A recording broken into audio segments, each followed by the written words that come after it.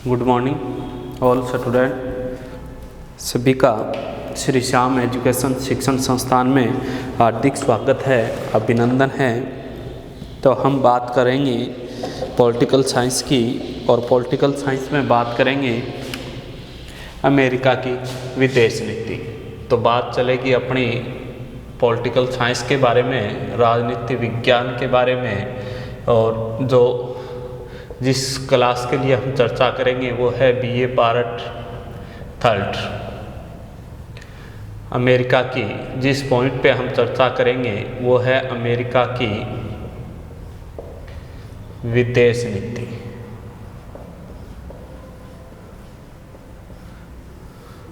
तो अमेरिका की विदेश नीति के बारे में हमने इसके उद्देश्य, तत्व, उनका अध्ययन किया था। जो आज अध्ययन करने जा रहे हैं, अभी जो अध्ययन करेंगे वो है अमेरिका की विदेश नीति की विशेषताएं। नीति की विशेषताएं कि अमेरिका ने जो विदेश नीति अपनाई है उनकी विशेषताएं कौन कौन सी है, उनके बारे में अध्ययन करेंगे, जानने की कोशिश करेंगे। तो हमने जाना था, पहले इसकी 2 विशेषताएं पढ़ी थी पीछे वाले पार्ट के अंदर। उसमें जाना था साम्यवाद का अवरोध, और दूसरा सैनिक संधियों की नीति। तीसरी हमने पढ़ी आर्थिक मदद की नीति, और 4 नंबर मानवाधिकार का समर्थक। 4 नंबर जो विदेश नीति है या विशेषता है वो है मानवाधिकार का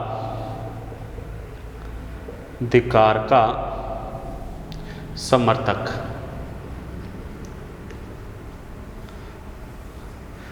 कि अमेरिका मानवाधिकार जो आयोग है उसका क्या करता है, समर्थन करता है। क्यों करता है? भी कि वर्तमान में मानवाधिकार का समर्थन करने वाला अमेरिका है। क्यों करता है? कि वर्तमान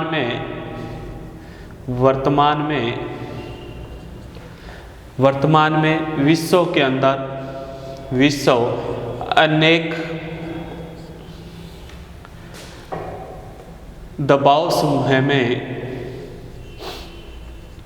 कार्य कर रहा है। कि मनुष्य का उल्लंघन, जहाँ पे मनुष्य को पूर्ण स्वतंत्रताएं नहीं मिलती है। मानवाधिकार का मतलब क्या होता है कि मनुष्य को पूर्ण रूप से स्वतंत्रताएं नहीं मिलती है, तो वो मानवाधिकार होता है। उसका समर्थन कौन कर रहा है? अमेरिका कर रहा है। मनुष्य की संपूर्ण स्वतंत्रता के लिए प्रयासरत है जो देश है वो कौन सा है? अमेरिका है। अमेरिका चाहता है कि मनुष्य है वो स्वतंत्र रूप से अपना जीवन यापन करे, विकास करे और अपने देश का विकास करे।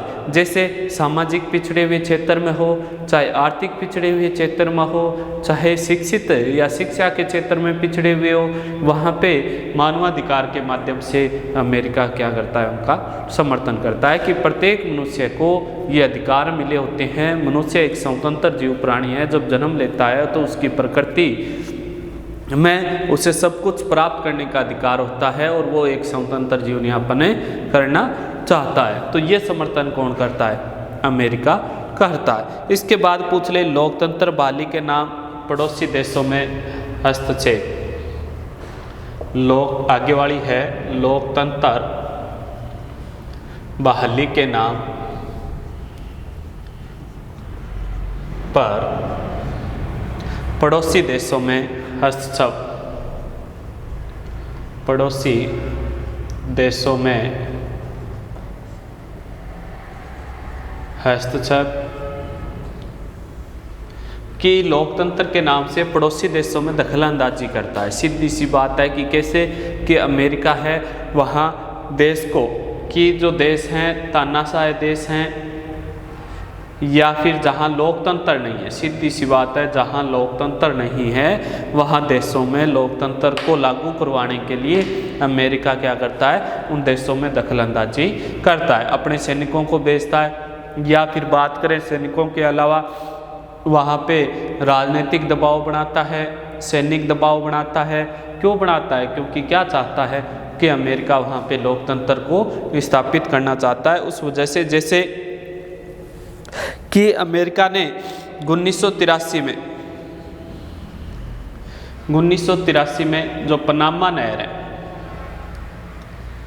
पनामा नहर या जो पनामा क्षेत्र है उस पे क्या किए थी भाई कि दखलंदाजी की थी। बात करें कि 89 में पनामा नहर, 83 में ग्रेनेडा,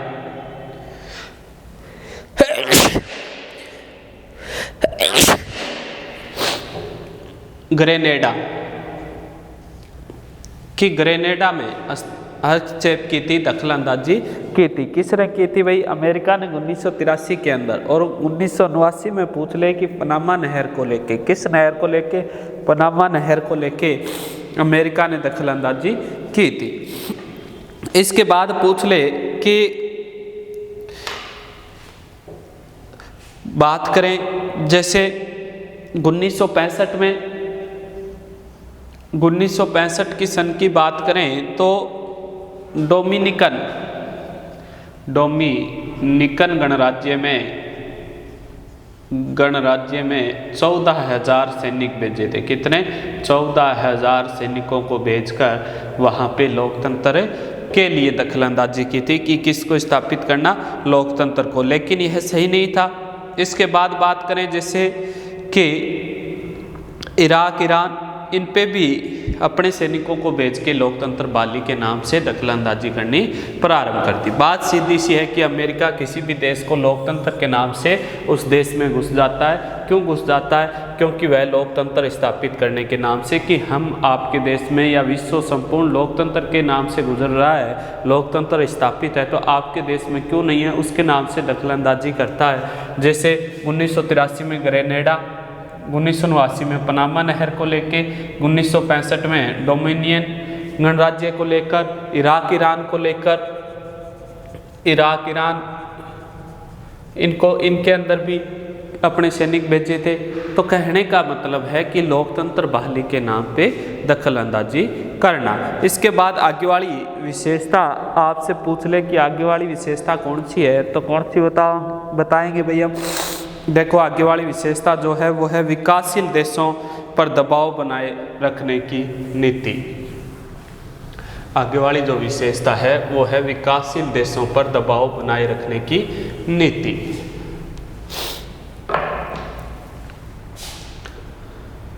विकासशील देशों पर दबाव बनाए रखने की नीति। कि जो विकासशील देश है, पूर्ण रूप से विकसित नहीं है और अपने देशों का विकास करना चाहते हैं, उन पे क्या करता है? पूर्ण रूप से दबाव बनाने की नीति जारी रखता है। जैसे कैसे कि जो देश विकासशील है सूची में, उनमें परमाणु परीक्षण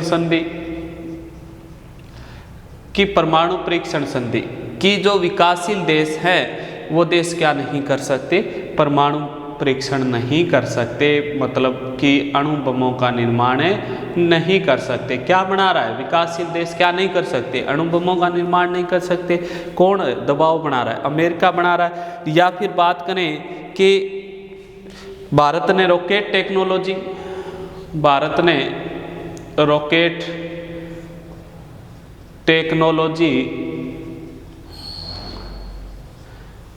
में अपना विकास करना चाहा, तो उस पर भी किसने रोक लगवा दी? अवरुद्ध कौन बना?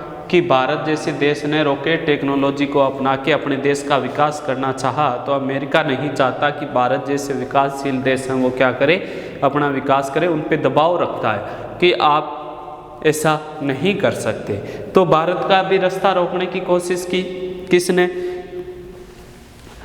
अमेरिका ने। जैसे रूस देश पे दबाव बना के, रूस के साथ समझौता किया था। किस देश पे दबाव बनाकर? रूस देश पे दबाव बना के भारत से जो समझौता था वो रद्द करवाने का प्रयास किसने किया? पूछ ले आपसे। अमेरिका ने किया। तो अमेरिका नहीं चाहता अणु बमों का विकास करे। विकासशील देश है वो विकसित की ओर जाए, उन पे दबाव रखता है। वो नहीं चाहता कि भारत जैसे देश हैं वो अपना विकासशील से विकसित की ओर कदम रख जाए। रॉकेट टेक्नोलॉजी जैसे मामलों में क्या करता रहता है? अमेरिका रोके लगवाता रहता है। इसके बाद पूछ ले भारत और क्यूबा के मध्य एक समझौता हुआ था चावल को लेके कि भारत है वो क्यूबा को क्या देगा भाई, क्या निर्यात करेगा चावल, कि भारत है वो क्यूबा देश पे क्या करेगा, क्यूबा देश को निर्यात क्या करेगा, चावल। लेकिन भारत देश पे दबाव किसने बना दिया, अमेरिका ने, और भारत है वो क्यूबा को क्या नहीं देगा, चावल नहीं देगा। तो ऐसा दबाव मान के भारत ने ये समझौता भी क्या कर दिया था, रद्द कर दिया था। कहने का मतलब है कि क्यूबा देश जो विकासशील देश है, कैसा देश है भाई, दोनों ही विकासशील देश हैं, भारत और क्यूबा। समझौता हुआ चावल को लेके, तो उस पर भी भारत पे दबाव किसने बनाया, अमेरिका ने बनाया, चावल न देने के लिए, चावल न देने के लिए। फिर बात करें कि अमेरिका भारत पे निरंतर दबाव बनाता रहता है, क्यों भाई, कि परमाणु परीक्षण संधि पे हस्ताक्षर कर दे, कि विकासशील देश हैं वो क्या नहीं बना सकते। मैंने पहले ही कहा था कि परमाणु बम नहीं बना सकते, लेकिन भारत ने हस्ताक्षर करने के लिए मना कर दिया कि भारत कह रहा है हम तो क्या करेंगे भाई, परमाणु परीक्षण करेंगे, अणु बमों का निर्माण करेंगे। लेकिन अमेरिका ने निरंतर भारत को हस्ताक्षर करने के लिए इस पर क्या बना रहा है, दबाव बना रहा है। तो दबाव की नीति किस देश की है, अमेरिका देश की है। इसके बाद जैसे बात करें कि कहीं ना कहीं विकासशील देश, जैसे विश्व में बहुत सारे विकासशील देश हैं, उन पे अमेरिका क्या बनाता है, दबाव बनाता है। मैंने उदाहरण के तौर पे आपको समझाया कि परमाणु परीक्षण संधि या अणु बमों का निर्माण नहीं कर सकते, और जो देश निर्माण करना चाहते हैं परमाणु परीक्षण संधि पे, उन पे दबाव बना रहा है। किस लिए, कि आप परमाणु बमों का आविष्कार नहीं कर सकते हस्ताक्षर करने के लिए। तो भारत पे भी निरंतर लगातार भारत ने हस्ताक्षर करने के लिए मना कर दिए, तो अमेरिका निरंतर भारत पे क्या बना रहा है, दबाव बना रहा है। फिर पूछ ले कि भारत ने रूस के साथ समझौता करके रॉकेट टेक्नोलॉजी का प्रयोग करना चाहा, तो रूस पे दबाव किसने बनाया, अमेरिका ने, और यह समझौता रद्द करने की कोशिश किसने की, अमेरिका ने। भारत ने क्यूबा को चावल बेचने, निर्यात करने का फैसला लिया, समझौता किया, भारत पे दबाव बना के चावल निर्यात पे रोक किसने लगाई, अमेरिका ने। तो इस प्रकार से अमेरिका की जो नीति है, हम कह सकते हैं वो कौन सी नीति है, विकासशील देशों पर दबाव की नीति। इसके बाद पूछ ले आपसे कि विकासशील देशों पे दबाव की जो नीति आगे वाली, एशिया प्रशांत क्षेत्रों में विशेष दिलचस्पी, आगे वाली नीति कौन सी है, एशिया प्रशांत क्षेत्रों में दिलचस्पी, एशिया प्रशांत क्षेत्रों में दिलचस्पी। आगे वाली विदेश नीति कौन सी है आपसे पूछ ले, तो आप कहोगे कि अमेरिका की एशिया और प्रशांत क्षेत्र में तेजी से विकास हो रहा है। तो 21वीं सदी पूछ ले, एशिया की बताई जाती है, किसकी, कि 21वीं सदी बहुत तेज गति से एशिया महाद्वीप के देशों का, एशिया के देशों का विकास हो रहा है। तो 21वीं शताब्दी जो अनुमान लगाया जाता है, क्या लगाया जाता है, कि अनुमान की एशिया महाद्वीप की होगी। किस महाद्वीप की होगी, एशिया महाद्वीप की 21वीं सदी होगी। और इस कारण अमेरिका क्या कर रहा है भाई, इस कारण अमेरिका एशिया में दिन प्रतिदिन दिलचस्पी ले रहा है, भाग ले रहा है, हिस्सा ले रहा है। किस कारण ले रहा है भाई, 21वीं सदी वैज्ञानिकों का कहना है कि बहुत ज़्यादा ये देश विकसित हो जाएंगे और पूरे विश्व में एशिया महाद्वीप का साम्राज्य होगा। तो अमेरिका क्या कर रहा है कि एशिया के साथ ज़्यादा समझौते हस्ताक्षर कर रहा है, उसमें हिस्सा ले रहा है। शीत युद्ध के बंद होने के बाद या समाप्ति के बाद क्या करें कि पहले तो वो अपना निवेश यूरोप में कर देता था। कहाँ कर देता था, निवेश यूरोप में, अमेरिका। लेकिन शीत युद्ध जैसे ही समाप्त हुआ, क्या समाप्त हुआ, शीत युद्ध जैसे ही समाप्त हुआ, तो किस ओर भाग लेना प्रारंभ कर दिया, एशिया के देशों में भाग लेना प्रारंभ कर दिया, कि एशिया के बाजार हैं उनमें हिस्सा लेना प्रारंभ कर दिया, कि यूरोप के महाद्वीप में जो बाजार थे उनमें जो अमेरिका निवेश करता था। तो शीत युद्ध के बाद यूरोप आर्थिक दृष्टि से पिछड़ गया, और पिछड़ने के बाद उन्होंने अमेरिका ने किस ओर दिलचस्पी प्रारंभ कर दी, भाग लेना, एशिया के बाजारों में भाग लेना प्रारंभ कर दिया। पूछ ले कि एशिया प्रशांत आर्थिक सहयोग 15 सदस्यों का शिखर सम्मेलन आयोजन किया था। अमेरिका ने क्या किया था? एशिया प्रशांत शिखर सम्मेलन का आयोजन किया था। शिखर सम्मेलन का आयोजन। अब अमेरिका क्या कर रहा है भाई? एशिया प्रशांत शिखर सम्मेलन का आयोजन कर रहा है 15 सदस्य। कितने सदस्यों का? 15 सदस्यों का। पूछ ले एशिया प्रशांत शिखर सम्मेलन का आयोजन किसने किया था? अमेरिका ने किया था। पूछ ले कहाँ किया था? तो अमेरिका का नगर है सिएटल। अमेरिकी नगर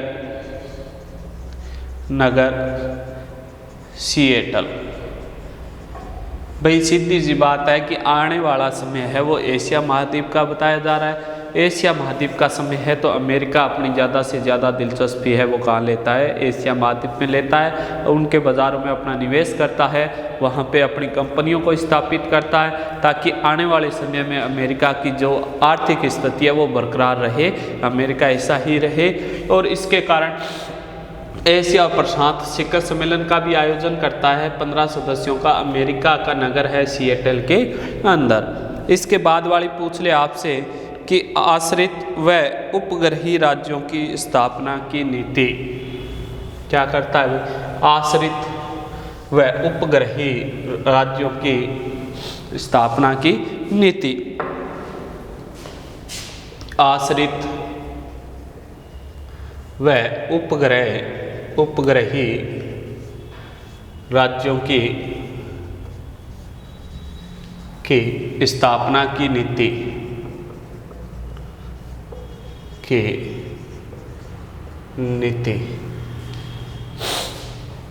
क्या करता है भाई अमेरिका? कि आश्रित एवं उपग्रही राज्यों की स्थापना की नीति को कहने का मतलब कि जो उपनिवेशवादी थे, उपनिवेशवादी राज्य, जो उपनिवेशवादी देश थे, उपनिवेशवादी राज्य थे, उनको वैश्विक स्तर पर पहचान दिलाने का काम कौन कर रहा है भाई?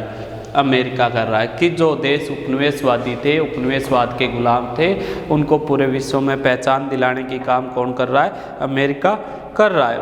पूछ ले कि वह क्या करता है भाई? कि जो देश बात करें कि आश्रित, जो किस पे डिपेंड करते हैं? अमेरिका पे डिपेंड करते हैं। किस पे? अमेरिका पे डिपेंड करते हैं। वहाँ पे उपग्रही का मतलब है कि अपना सैनिक अड्डा स्थापित करना।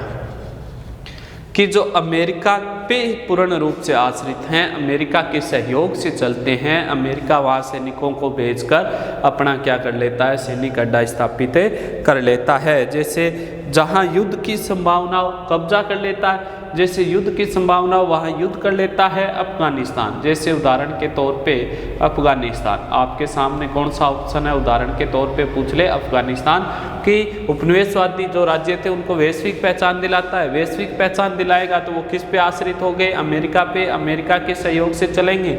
और जैसे उपग्रही मतलब सैनिक अड्डों को स्थापित करता है युद्ध करके या उन पे कब्जा कर लेता है। उदाहरण के तौर पे बात करें जैसे अफगानिस्तान। इसके बाद आतंकवाद को, आगे वाली कौन सी है? आतंकवाद को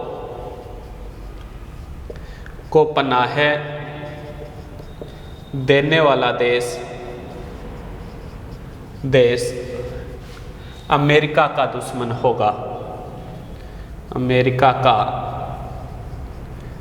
दुश्मन होगा। क्या कहता है भाई आगे वाली विदेश नीति? कि आतंकवाद को जो पनाह देता है, अपने देश में रखता है, बढ़ावा देता है, वह देश क्या होगा? अमेरिका का दुश्मन होगा। कहने का मतलब क्यों ये बात हुई थी कि 2001 के अंदर बात करें कि 2001 में अमेरिका का राष्ट्रपति था जॉर्ज बुश ने क्या किया था भाई? जॉर्ज बुश, पूछ ले, जॉर्ज बुश ने कहा था कि एक आतंकवाद के विरुद्ध अंतर्राष्ट्रीय गठबंधन का निर्माण किया जाए। क्या किया जाए? आतंकवाद के विरुद्ध अंतर्राष्ट्रीय गठबंधन का निर्माण किया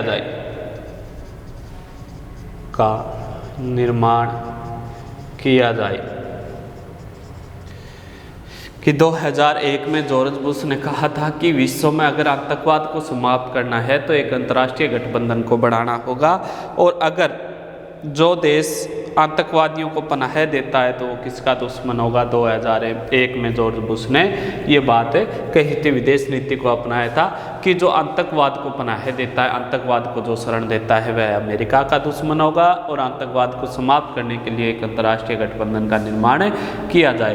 क्यों किया जाए? क्योंकि अमेरिका के देश पे आतंकवादी हमला हुआ था। वहाँ की सीधी बात करें कि आतंकवादी हमले के कारण अमेरिका इस विदेश नीति को अपनाता है।